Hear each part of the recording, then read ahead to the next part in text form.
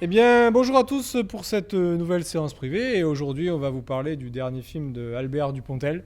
Adieu Voilà. les cons. Qui est un film avec un gros mot.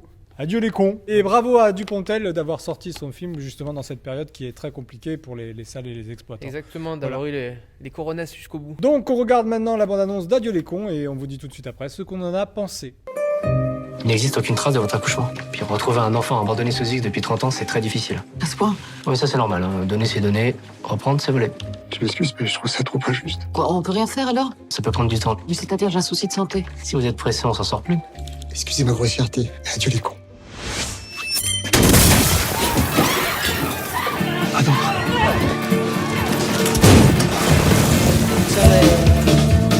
Bonjour, Vous êtes qui? je suis sustrappée. J'étais à l'agence de santé. Excusez-moi de vous dire ça, madame, mais on kidnappe pas les gens pour leur demander de l'aide pour un dossier. On leur tire pas non plus dessus quand ils sont au travail. C'est sur moi que je tirais. Ah bon? Il pose son arme et on va discuter tranquillement. 5 points. Les mains derrière la tête. C'est une méprise! S'il vous plaît, docteur. Vous êtes médecin? Oui, j'ai un petit garçon avec vous. On a eu un enfant ensemble. Madame Trappé, dans toutes les bruines à tempérament, elle cherche la vie, l'énergie du positif. Elle cherche surtout son gamin. Et là encore, c'est une quête d'amour. Je t'aime. Ce sont les mots les plus importants à dire dans une vie. Sustarpé, la- sustrappé. Trappé. Sustrappé. C'est pas pareil, le Tarpé, tarpé, c'est pas autre c'est pas- chose. Je c'est pensais pas- à autre chose, moi. C'est pas la même chose. Sustarpé, un nom d'alcool et de. Voilà. Oui. C'est des produits illicites. Enfin, pas tout à fait, mais bon, presque. Donc, Sus. Et donc Trappé. elle apprend qu'elle va mourir et donc elle veut retrouver son enfant duquel elle avait accouché à 16 ans sous X. Cet Et lorsqu'elle cherche cet enfant, il se passe un événement Oui. très étrange et là elle rencontre le deuxième personnage principal du film qui lui a tenté de mettre fin à ses jours parce qu'il n'a pas eu la promotion Voilà, qu'il voulait. pas- Oui, En fait, il y en a un qui voudrait vivre, mais qui peut Qui peut pas, pas, et l'autre qui- veut mourir. Donc en fait, c'est Exactement. un peu le clivage entre les deux personnages principaux. Mais après, il rencontre l'archiviste. ah celui-là il est... Voilà, Nicolas Marié, le formidable Nicolas Marié, comme on avait pu voir dans des tas de films. Là où il est génialissime, c'est dans le film de Yann Kounen, 99 francs. Ah mais oui, où- oui, je vais pas... Voilà, c'est lui, c'est Je savais le pas chef qui c'était. d'entreprise pour le yaourt. Là, Tout à fait, tout voilà, à qui a fait. des répliques d'anthologie dans le film. Alors c'est vrai, je parle de Yann Kounen, mais j'ai vraiment l'impression que Dupontel dans ce film, c'est de plus en plus une espèce de fusion entre Yann Kounen et Jean-Pierre Jeunet.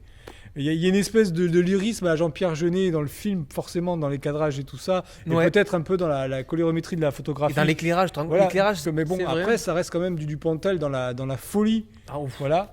Un peu trop même, je trouve que.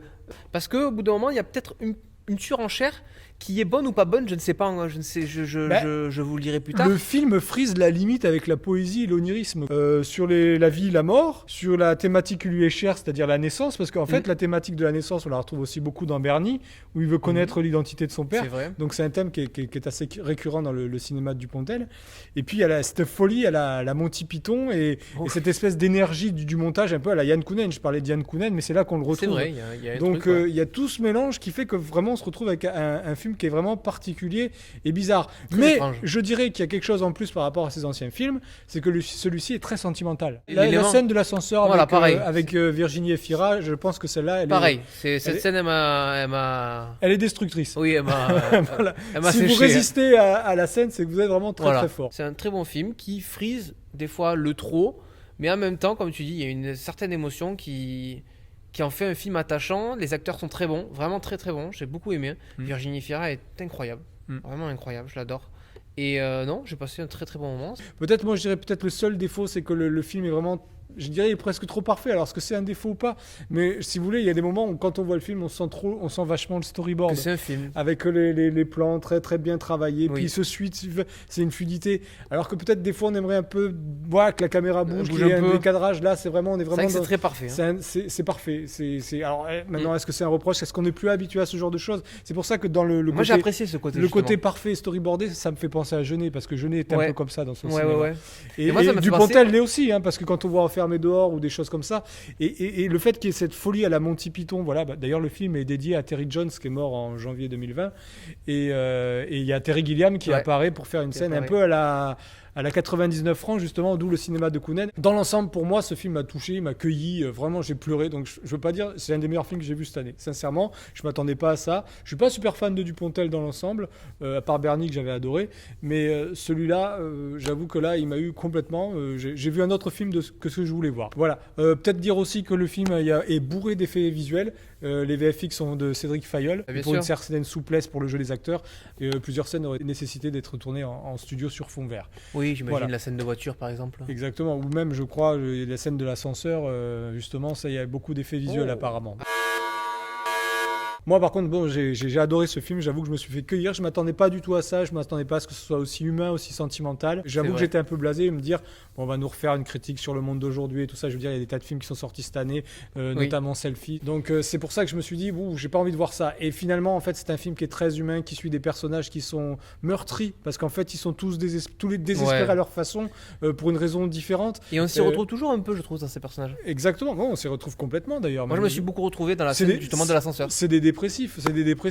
Donc voilà, et puis bon, ils sont un peu jusqu'au boutiste. On sait que de toute façon, leur mal-être va les amener en fait à leur destin. Oui, on va revenir du coup sur cette scène de l'ascenseur. C'est vrai que, comme tu dis, on s'attendait à ce qu'il y ait elle dise des conneries, des blagues comme pendant tout le film. Et en fait, elle dit un message qui est très juste, très touchant, ce truc de la timidité. Moi je suis très timide et franchement, je me suis retrouvé dans ce truc. De pas oser dire, par exemple, à une personne que tu l'aimes bien, c'est tout à fait moi ça. Et je trouve qu'il y en a beaucoup qui s'y retrouvent. Chaque personnage, en fait, quelqu'un s'y retrouve. En l'occurrence, on peut dire par contre que c'est le personnage de Dupontel qui se retrouve dans ce jeu. Oui, dans le fils physiquement, de... quand tout de suite, quand on le voit, on dit en fait, ça pourrait être Dupontel jeune en fait. Mais c'est totalement, mais c'est exactement ça. Et je sais pas, tout est bien mené en termes de personnages. Ils sont bien écrits, ils sont cohérents, c'est intelligent. D'où ce qu'on disait tout à l'heure, le côté fluide est presque parfait. Tout s'enfile très très bien, c'est très très fluide. Même quand c'est un peu risible, comme quand il regarde dans la poubelle pour voir en fait le passé de ce jeune. Parce que l'histoire du jeune, en fait, c'est aux 3/4 du film. Hein. C'est le Easter egg qu'on découvre. C'est-à-dire, on découvre le fils de Virginie Efira. Le premier quart est assez dramatique. Après, t'as que de l'humour. Et puis d'un coup, tu rentres dans le plus... le sentimental. Et c'est là que vous vous faites cueillir. Parce que c'est beau, parce que c'est humain, parce que c'est simple aussi à la fois. C'est ça, t'as l'impression que c'est des relations qui sont tellement... Et là où c'est génial, c'est que Dupontel, il a réussi à instaurer une espèce d'empathie pour cette fille qu'on voit au début qui est Rasta avec ses redlocks, avec juste 2-3 plans, une espèce de scène de danse. C'est vrai. Il arrive à vous toucher en plein cœur. Tout de suite on imagine, et en plus la petite est super bien trouvée, on a l'impression que c'est Virginie Efira. Je veux dire, il y a vraiment une espèce de filiation justement entre les deux personnages et ça fonctionne à plein régime quoi.